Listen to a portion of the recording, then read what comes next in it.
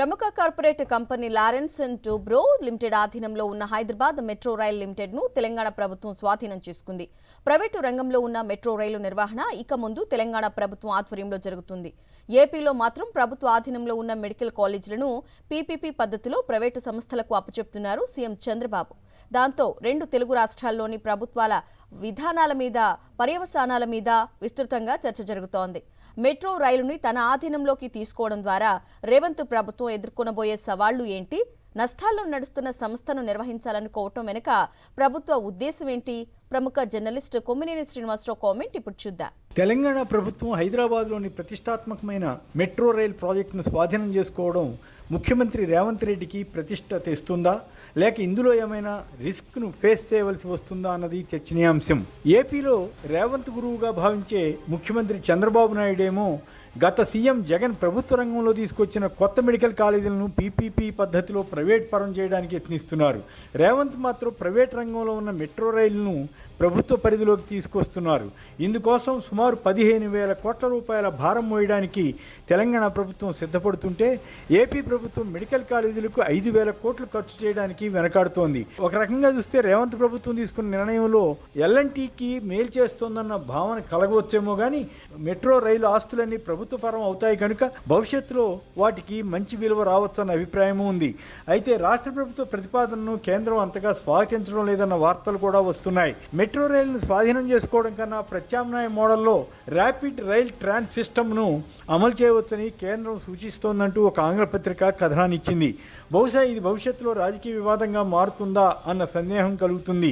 Metro రైల్లో వస్తున్న నష్టాలపై దీన్ని నిర్వహిస్తున్న ఎల్ఎన్టీ కంపెనీ ఆందోళన చెందుతోంది. అంతేగాక ప్రభుత్వం ప్రతిపాదించిన రెండో దశ మెట్రో రైలు విస్తరణకు ఆ సంస్థ అంతగా ఆసక్తి కనపరచడం లేదు. దీంతో మొదటి దశ, రెండో దశ అనుసంధానం సజావుగా జరగాలంటే మొత్తం ప్రభుత్వ పరంగా మెట్రో రైలు సాగాలన్న అభిప్రాయానికి కాంగ్రెస్ సర్కారు వచ్చింది. దీనిపై చర్చోపచర్చల తర్వాత ఈ సంస్థలో ఎల్ఎన్టీకి ఉన్న షేర్లను 100% తీసేసుకోవాలని రాష్ట్ర ప్రభుత్వం భావించింది. ఈ నష్టాల నుంచి గట్టెక్కడానికి ఇది మేలైన సంగతిని ఎల్ఎన్టీ కూడా అంగీకరించింది. ఇందుకోసం సుమారు 1,461 కోట్ల రూపాయల విలువైన షేర్లను రాష్ట్ర ప్రభుత్వం బదలాయించుకుంది. దాంతోపాటు ఈ ప్రాజెక్టుకు ఉన్న రుణం సుమారు 13,838 కోట్ల మొత్తాన్ని రీఫైనాన్స్కు అంగీకారం కుదిరింది. అంటే ఈ అప్పు భారం అంతా తెలంగాణ ప్రభుత్వమే తీర్చవలసి ఉంటుందన్నమాట. ఇప్పటికి సుమారు 8 లక్షల కోట్ల అప్పుల్లో ఉన్న రాష్ట్ర ప్రభుత్వం కొత్తగా ఇంత పెద్ద అప్పును భుజాన వేసుకోవడం సరైనదేనా అన్న చర్చ కూడా రావచ్చు. అయితే ప్రతిపక్ష రాజకీయ పార్టీలు ఈ అంశంపై విమర్శలు పెద్దగా చేయడం లేదు.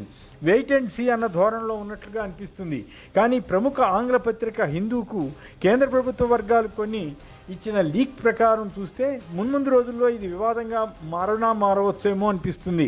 ఎందుకంటే కేంద్రం మెట్రో రైల్ ఫేజ్ 2A కింద సుమారు 122 కిలోమీటర్ల దూరం వరకు విస్తరించడానికి ర్యాపిడ్ ట్రాన్సిట్ మోడల్ మంచిదని రాష్ట్రానికి సూచించిందట. దీనికి మెట్రో మోడల్ కన్నా తక్కువ వ్యయం అవుతుందని చెబుతున్నారు. పటాన్ చెరువు, ఆరాంఘర్, కోకాపేట, హయత్ నగర్, చంద్రాయణగుట్ట, ఫ్యూచర్ సిటీ, రాజీవ్ గాంధీ విమానాశ్రయం, మేడ్చల్, షామీర్పేట మొదలైన ప్రాంతాలకు మెట్రోను విస్తరించాలని తలపెట్టారు. ప్రస్తుతం భరిస్తున్న రుణంతో కలిపి ఈ రెండో దశకు 58,000 కోట్ల రూపాయల వ్యయం అవుతుందని అంచనా వేస్తున్నారు. అదే కేంద్రం ప్రతిపాదిస్తున్న ర్యాపిడ్ ట్రాన్సిట్ రైలు వల్ల 48,000 కోట్లే ఖర్చు అవుతుందట. ఢిల్లీ మీరట్ రూట్లో ఈ తరహా విధానం అమల్లో ఉందని చెబుతున్నారు. 6.5 కిలోమీటర్ల మేర అండర్ గ్రౌండ్లో రైలు వేయాల్సి ఉంటుందని అధికారులు చెబుతున్నారు. తెలంగాణ ప్రభుత్వం తన ఒరిజినల్ స్కీమ్కే కట్టుబడి ఉంటే బీజేపీ, బీఆర్ఎస్ పక్షాలు అదనపు భారంపై విమర్శలు చేస్తాయేమో చూడాలి. కొత్త ప్రాజెక్టుపై అధిక వ్యయం చేయబోతున్నారని ఆరోపణలు గుప్పించవచ్చు. అలాగని ఇంత జరిగాక మెట్రో రైల్ మోడల్ కాకుండా ర్యాపిడ్ రైలుకు వెళ్ళడం కూడా కష్టమే కావచ్చు. ఈ మధ్యకాలంలో ఒక ప్రైవేట్ సంస్థ నుంచి ప్రాజెక్టును ప్రభుత్వం స్వాధీనం చేసుకున్న సందర్భం ఇదే కావచ్చు. దీన్ని బట్టి ప్రైవేట్ సంస్థలు ప్రభుత్వాల కన్నా బాగా పనిచేస్తాయన్నది ఒక నోషన్, అంటే ఒక భ్రమే అన్న భావన కూడా కలుగుతుంది. ఏపీలో ప్రభుత్వం మెడికల్ కాలేజీలను సొంతంగా నడపలేదని, అవసరమైన పెట్టుబడులు పెట్టలేదని చంద్రబాబు సర్కార్ చెబుతోంది. ఒక పక్క అమరావతి పేరుతో 1,000 కోట్ల అప్పులు చేసి భారీ వ్యయం చేస్తున్న ప్రభుత్వం రాష్ట్ర ప్రజలందరికీ ఉపయోగపడే మెడికల్ కాలేజీలను నిర్లక్ష్యం చేస్తోందన్న విమర్శలు వస్తున్నాయి. చంద్రబాబు ఎంతసేపు ప్రైవేటు వారికి సంపద కట్టబెట్టాలని చూస్తారన్న విమర్శలు విపక్షం చేస్తోంది. అయినా ఆ ప్రైవేట్ సంస్థలు ఎంతవరకు బాధ్యత తీసుకుని మెడికల్ కాలేజీలను సమర్థంగా నిర్వహిస్తాయో చెప్పలేం. దానివల్ల ప్రజలపై అదనపు భారం పడదన్న గ్యారంటీ లేదు. తెలంగాణలో మాత్రం ప్రజల ప్రయోజనాల కోసమే ప్రైవేట్ కంపెనీని తప్పించి ప్రభుత్వమే మెట్రో రైలుని చేపడుతోందని కాంగ్రెస్ పార్టీ చెబుతోంది. రేవంత్ సర్కార్ నిర్ణయం వల్ల భవిష్యత్తులో ప్రభుత్వానికి పెద్ద ఎత్తున సంపద సమకూరవచ్చు. ఎందుకంటే ఇప్పటికే నిర్మాణమైన metro real estate model, malls వంటి వాటికి ఏర్పాట్లు, ప్రచార ప్రకటనల ద్వారా ఆదాయ ఆర్జన వంటివి ఉన్నాయి. ఇప్పటికైతే అవన్నీ లాభసాటిగా ఉన్నాయని చెప్పలేం. కానీ హైదరాబాద్ నగరం క్రమేపీ అభివృద్ధి చెందుతున్నందున ఫ్యూచర్లో ఇది మెరుగైన ఫలితాలు ఇవ్వవచ్చేమో.